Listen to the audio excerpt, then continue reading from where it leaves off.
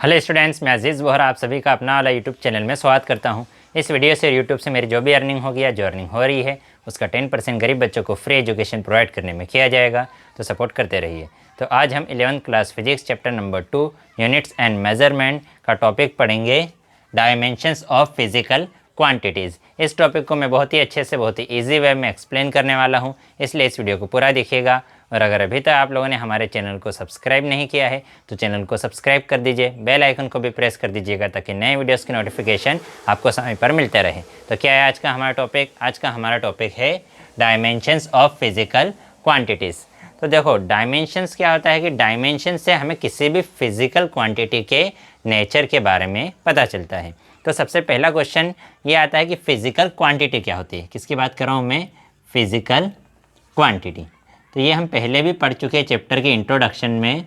ये जो physical quantities होती है, फिजिकल क्वांटिटी जिससे हमें किसी ऑब्जेक्ट की कैरेक्टरिस्टिक्स के बारे में पता चलता है। जैसे ये बोर्ड है तो इस बोर्ड की कुछ लेंथ है, इसका कुछ एरिया है, इसका कुछ वॉल्यूम है, इसका कुछ टेम्परेचर है। तो वॉल्यूम, टेम्परेचर, लेंथ, एरिया, ये सब क्या बता रहे हैं? हमें इस बोर्ड के बारे में बता रहे हैं, इसकी कैरेक्टरिस्टिक्स बता रहे हैं। तो जो चीज़ किसी ऑब्जेक्ट की कैरेक्टरिस्टिक बताई, उन चीज़ों को हमने क्या कहा है? Physical quantities. फिर जो फिजिकल क्वांटिटीज़ है वो भी दो टाइप्स की होती है। एक होती है फंडामेंटल फिजिकल क्वांटिटीज़ और दूसरी होती है डिराइव्ड फिजिकल क्वांटिटीज़। जो फंडामेंटल फिजिकल क्वांटिटीज़ को ही हम बेस क्वांटिटीज़ भी बोलते हैं। फिजिकल क्वांटिटी दो टाइप्स की होती है, fundamental physical quantities and derived physical quantities. तो फंडामेंटल फिजिकल क्वांटिटीज़ क्या है? ऐसे क्वांटिटीज़ जो किसी दूसरी क्वांटिटी पर डिपेंड नहीं करती, जैसे कि मास। मास किसी और दूसरी क्वांटिटी पर डिपेंड नहीं करता। मास टाइम पर डिपेंड करता है क्या? कि 1 बजे तो इस मार्कर का मास 100 ग्राम था और 2 बजे 200 ग्राम हो गया, ऐसा होता है क्या? नहीं। तो ये जो मास है, टाइम है, लेंथ है, ये सब हमारी क्या है? Fundamental physical quantities. ये किसी दूसरे क्वांटिटीज़ पर डिपेंड नहीं करती। तो फिर डिराइव्ड क्वांटिटीज़ क्या होता है? ऐसी क्वांटिटी जो दूसरी क्वांटिटीज़ पर डिपेंड करती है। जैसे हमारा हुआ area. Area is equal to क्या होता है? Length into breadth. तो ये जो लेंथ है, ये लेंथ क्या है? लेंथ है हमारी फंडामेंटल क्वांटिटी। तो ऐसी क्वांटिटीज़ जो फंडामेंटल क्वांटिटी, लेंथ क्या है? Fundamental quantity. एरिया क्या है? Derived quantity. तो ऐसी क्वांटिटी जो फंडामेंटल क्वांटिटीज़ पर डिपेंड करती है उनको हम क्या कहते हैं? Derived quantities. तो अब एरिया की यूनिट क्या होती है? एरिया की यूनिट होती है मीटर स्क्वायर। लेंथ की यूनिट क्या होती है? मीटर। तो फंडामेंटल क्वांटिटीज़ की जो यूनिट होती है उन्हें हम कहते हैं फंडामेंटल यूनिट्स। डिराइव्ड क्वांटिटीज़ की जो यूनिट्स होती है उन्हें हम क्या कहते हैं? Derived units. तो हम देखते हैं ये सब इतनी सारी चीज़ें क्यों बताएं, क्योंकि इस टॉपिक को, इसका हम इन डेफिनेशंस का इस टॉपिक में हमारा काम पड़ेगा। तो जो फंडामेंटल क्वांटिटीज़ होती है, यूँ कहे जो डिराइव्ड यूनिट्स होती है, डिराइव्ड यूनिट को हम फंडामेंटल क्वांटिटीज़ की यूनिट के फॉर्म में एक्सप्लेन करते हैं। कि ये जो डिराइव्ड यूनिट है एरिया, एरिया की यूनिट क्या है? Metre square. Metre square area की यूनिट है, बट मीटर किसकी यूनिट है? लेंथ की। तो डिराइव्ड क्वांटिटीज़ को हम फंडामेंटल क्वांटिटीज़ के फॉर्म में एक्सप्रेस करते हैं, यानी डिराइव्ड क्वांटिटीज़ फंडामेंटल क्वांटिटीज़ पर डिपेंड करती है और डिराइव्ड यूनिट फंडामेंटल यूनिट्स पर डिपेंड करती है। तो जो हमारा फिजिकल वर्ल्ड है, हमारे आसपास जो हम चीज़ें देखते हैं उसमें ये जो फंडामेंटल क्वांटिटीज़ है, कितनी फंडामेंटल क्वांटिटीज़ है? 7 फंडामेंटल क्वांटिटी। फंडामेंटल क्वांटिटीज़ कितनी है? 7 फंडामेंटल क्वांटिटीज़ है। मतलब 7 ऐसे क्वांटिटीज़ है जो दूसरी क्वांटिटी पर डिपेंड नहीं करती। तो इन 7 क्वांटिटीज़ को ही हम क्या कहते हैं? 7 डायमेंशंस। क्या कहते हैं इसको हम? 7 डायमेंशंस। डायमेंशंस से मतलब क्या होता है?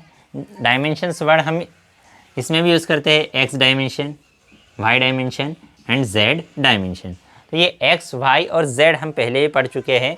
तो ये जो एक्स है, वाई है और जेड, ये तीनों एक दूसरे से इंडिपेंडेंट होते हैं। कि अगर एक्स डायरेक्शन में हम जा रहे हैं तो सिर्फ एक्स की वैल्यू इंक्रीज़ होगी, अगर हम ऊपर जा रहे हैं तो सिर्फ वाई की वैल्यू इंक्रीज़ होगी। और ये जेड कहाँ है? यहाँ पर बाहर है। तो बाहर तो हम बोर्ड में यूँ बना नहीं सकते, इसलिए हम इसको इस तिरछी लाइन से शो कर देते हैं। तो z इस डायरेक्शन में, तो मतलब अगर हम बाहर जा रहे हैं तो y और x की वैल्यू इंक्रीज हो रही है क्या? नहीं। तो ये तीनों एक दूसरे से कैसे है? इंडिपेंडेंट है।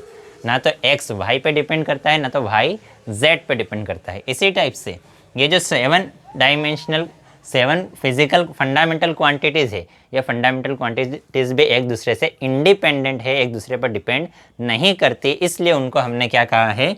7 डायमेंशंस। तो ये जो 7 डायमेंशंस है, इसको रिप्रेजेंट करने के लिए हम स्क्वायर ब्रैकेट का यूज़ करते हैं। किसका यूज़ करते हैं? Square bracket. अब उसमें स्क्वायर ब्रैकेट में जो लेंथ है, लेंथ को रिप्रेजेंट करने के लिए हम लिखते हैं एल। लेंथ की स्पेलिंग एल से स्टार्ट हो रही है। फिर उसके बाद मास को लिखते हैं हम कैपिटल एम। टाइम को हम रिप्रेजेंट करते हैं कैपिटल टी से। तो ये 3 जो फंडामेंटल क्वांटिटीज़ है, उनको हमने उनके स्पेलिंग के फर्स्ट लेटर से रिप्रेजेंट किया है। फिर उसके बाद जो दूसरी क्वांटिटीज़ है, जैसे है हमारा करंट, फिर उसके बाद जो है टेम्परेचर या जिसको हम बोलते हैं थर्मोडायनेमिक टेम्परेचर। फिर उसके बाद है करंट।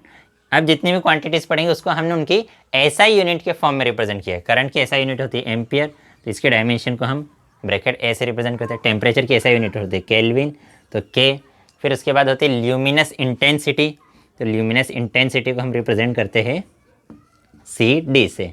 फिर उसके बाद अमाउंट ऑफ सब्सटेंस, इसकी एसआई यूनिट क्या होती है? मोल, तो इसको हम रिप्रेजेंट करते हैं MOL से। ठीक है, तो ये जो 3 क्वांटिटीज़ है, इनके जो नाम है उसके फर्स्ट अल्फ़ाबेट से रिप्रेजेंट करते हैं और इनको इनकी एसआई यूनिट से। हो गई 7 क्वांटिटीज़। अब अगर मैं बात करूँ किसकी? एरिया की। मैं किसकी बात करूँ? एरिया, या हम बात करें वॉल्यूम की। ठीक है, तो वॉल्यूम, किसी ऑब्जेक्ट का वॉल्यूम का फॉर्मूला क्या होता है? Length into breadth into height. कि अगर हमारे पास एक क्यूबॉइड है या क्यूब है, तो क्यूबॉइड का वॉल्यूम का फॉर्मूला क्या होता है? Length into breadth into height. तो जो लेंथ है, लेंथ को हम किससे रिप्रेजेंट करते हैं? एल से, तो यहाँ हमने लिख दिया एल। ब्रेथ, जो ब्रेथ है वो भी तो एक टाइप की लेंथ ही है। ब्रेथ जो है वो भी तो क्या है? एक टाइप की लेंथ ही है, बस उसको हमने नाम क्या दे दिया? ब्रेथ। इसलिए ब्रेथ के लिए भी हम लिखेंगे एल, और हाइट भी एक टाइप की लेंथ ही है, तो इसलिए उसके लिए भी हम लिख देंगे एल। तो एल इंटू एल क्या हो जाएगा? L cube. तो मतलब वॉल्यूम की डायमेंशन क्या है? L cube. तो ये जो क्यूब है, तो वॉल्यूम इज इक्वल टू क्या आ गया हमारे पास? L cube. तो ये जो पावर, इसकी ये जो पावर 3 है, पावर 3 ही क्या है? इसके डायमेंशन है। पावर 3 ही क्या है? वॉल्यूम की डायमेंशन। तो वो पावर 3 हमें ये बता रही है कि वॉल्यूम के अंदर जो लेंथ है वो कितने टाइम्स है? 3 टाइम्स है। तो किसी भी फंडामेंटल क्वांटिटी की जो डायमेंशन है, डायमेंशन से मतलब क्या है? उसकी पावर। डायमेंशन से मतलब क्या है? उसकी पावर। कि जो वॉल्यूम है, वॉल्यूम हमारे एक डिराइव्ड क्वांटिटीज़ है, तो जो वॉल्यूम है उसकी डायमेंशन कितनी है? 3। वॉल्यूम की डायमेंशन कितनी है? 3। इसका मतलब ये है कि जो वॉल्यूम है वो लेंथ पर 3 टाइम्स डिपेंड करता है।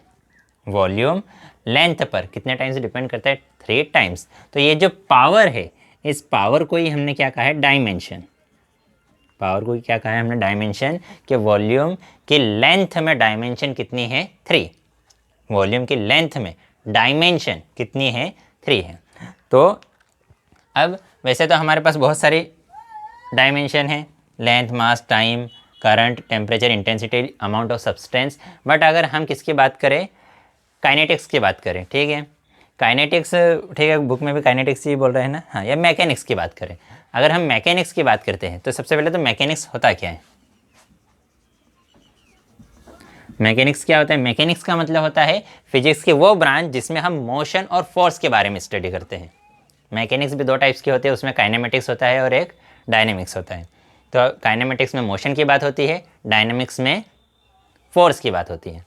तो मैकेनिक्स की अगर हम बात करें, सिर्फ मैकेनिक्स, ठीक है, उसमें मैकेनिक्स भी 2 टाइप्स है, उसमें भी 2 ब्रांच है। एक काइनेमेटिक्स जिसमें मोशन की बात होती है, और डायनेमिक्स जिसमें कॉज ऑफ मोशन की बात होती है कि मोशन क्यों आया, उसके पीछे का रीज़न क्या है।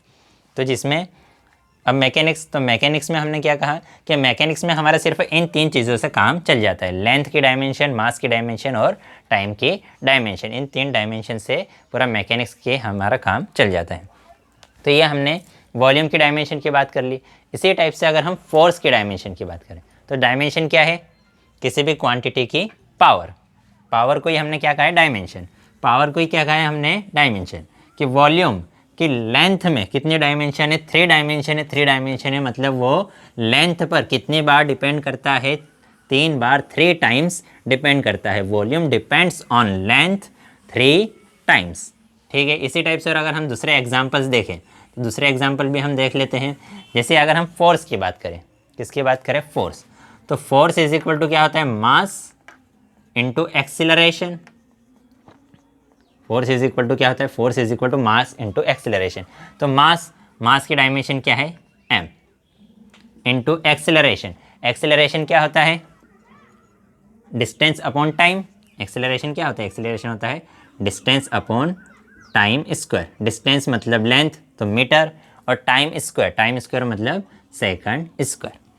ठीक है, तो एक्सेलरेशन क्या होता है, distance upon time square. Acceleration क्या होता है, डिस्टेंस अपॉन टाइम स्क्वायर। तो डिस्टेंस क्या है, लेंथ, और लेंथ की डायमेंशन क्या है, फिर से l। टाइम की डायमेंशन क्या है, t, तो अपन मैंने लिख दिया t। तो मास की डायमेंशन है m। एक्सेलरेशन होता है डिस्टेंस अपॉन टाइम, डिस्टेंस मतलब लेंथ, तो डिस्टेंस के स्पेस पर लिख दिया लेंथ। टाइम, तो टाइम की डायमेंशन है t, तो t स्क्वायर। t की पावर 2 है, अगर इसको ऊपर ले जाएंगे तो t की पावर कितनी हो जाएगी, -2। जब भी किसी वैल्यू को न्यूमरेटर से डिनोमीटर में या डिनोमीटर से न्यूमरेटर में ले जाते हैं तो पावर का साइन चेंज हो जाता है। तो यहाँ हमने लगा दिया ब्रैकेट। तो मतलब जो फोर्स है, फोर्स की डायमेंशन कितनी है, फोर्स की डायमेंशन, इसके पावर कुछ नहीं है मतलब 1, एल के पावर कुछ नहीं है मतलब 1। तो मतलब फोर्स की मास में डायमेंशन है 1, लेंथ में डायमेंशन है 1, और टाइम में डायमेंशन कितनी है, -2। फोर्स की मास में डायमेंशन है 1, लेंथ में 1 और टाइम में -2। इसी टाइप से ये जो वॉल्यूम था, वॉल्यूम हमारे पास क्या आया था, वॉल्यूम इज इक्वल टू आया था L3। इसमें मास है क्या, नहीं है। इसमें टाइम है क्या, नहीं है। तो मास नहीं है मतलब मास की पावर कितनी है, 0। टाइम नहीं है मतलब टाइम की पावर कितनी है, 0। मतलब जो वॉल्यूम है वो मास में कितनी, वॉल्यूम में मास की डायमेंशन है 0, लेंथ की डायमेंशन है 3, टाइम की डायमेंशन है 0। क्योंकि देखो कोई भी वैल्यू अगर हमारे पास 1000 भी लिखा है और 1000 की स्पेस की अगर पावर भी 0 है तो उसकी वैल्यू होती है 1। किसी भी वैल्यू की पावर अगर 0 है तो उस किसी भी कोई भी नंबर है, कोई भी क्वांटिटी, उसकी पावर अगर 0 है तो किसके इक्वल होता है, 1 के इक्वल। तो ये वॉल्यूम क्या था, L3, तो इसके मल्टीप्लाई में इधर 1 लिखे तो कोई फ़र्क पड़ेगा क्या, नहीं पड़ेगा। तो इस 1 के स्पेस पर हमने लिख दिया m3, m0, क्योंकि m0 फिर से किसके इक्वल रहेगा, 1 के इक्वल। t0 किसके इक्वल रहेगा, 1 के इक्वल। तो मतलब वॉल्यूम के मास में डायमेंशन है 0, लेंथ में डायमेंशन है 3 और टाइम में डायमेंशन है 0। मतलब वो मास पर डिपेंड नहीं करता, वो टाइम पर डिपेंड नहीं करता, बट लेंथ पे कितने टाइम्स डिपेंड करता है, 3 टाइम्स। अब ये जो डायमेंशन है, डायमेंशन हमने सिर्फ ये बताता है कि वो कोई भी फिजिकल क्वांटिटी कौन सी क्वांटिटीज़ पर डिपेंड करती है, वो मैग्नीट्यूड के बारे में हमें नहीं बताता। कि वॉल्यूम की डायमेंशन कितनी है, m0 L3 3 0। तो हमें सिर्फ ये बताया है कि वो लेंथ पर 3 बार डिपेंड करता है। लेकिन यहाँ पर लेंथ कितनी है, 2 मीटर है, 20 मीटर है, 30 मीटर है, 1 किलोमीटर है, लेंथ कितनी है ये बताया है क्या, नहीं बताया। मतलब वो हमें मैग्नीट्यूड नहीं बताता। जो डायमेंशन है, dimension does not explains about magnitude, it's only gives us information about the physical quantity which things it's depend on. कि सिर्फ जिन पे डिपेंड करता है सिर्फ वही चीज़ें हमें बताता है, क्वालिटी बताता है, क्वांटिटी नहीं बताता। किस पे डिपेंड कर रहा है सिर्फ यही बताता है, बाकी क्वांटिटी नहीं बताता। इसीलिए कि जो इनिशियल वेलोसिटी है, फाइनल वेलोसिटी है, एवरेज वेलोसिटी है, तो इनिशियल वेलोसिटी बोलो या फाइनल वेलोसिटी बोलो या एवरेज वेलोसिटी बोलो या स्पीड बोलो, सभी का फॉर्मूला क्या होता है, डिस्टेंस अपॉन टाइम। सभी का फॉर्मूला क्या होता है, डिस्टेंस अपॉन टाइम। डिस्टेंस मतलब लेंथ, टाइम मतलब टी ऊपर गया तो क्या हो जाएगा, -1, और m नहीं है मतलब 0। तो इसलिए इन तीनों की या चारों की speed, initial velocity, final velocity, average velocity, इन सभी की डायमेंशन क्या रहेगी, m0 l के पावर कुछ नहीं है मतलब 1 t-1, मतलब मास में उसकी डायमेंशन है 0, लेंथ में उसकी डायमेंशन है 1 और टाइम में उसकी डायमेंशन है -1। तो आज की वीडियो में इतना ही। अगर वीडियो पसंद आई हो तो लाइक कीजिएगा, अपने दोस्तों के साथ भी शेयर ज़रूर कर दीजिएगा। अगर पसंद नहीं हो तो डिसलाइक कर दीजिएगा। अगर इस वीडियो से रिलेटेड आपको कोई डाउट हो तो डाउट कमेंट में आप हमसे पूछ सकते हैं, कोई सजेशन हो तो वो भी कमेंट कर सकते हैं। तो नेक्स्ट वीडियो में हम नेक्स्ट टॉपिक पढ़ेंगे। बाय।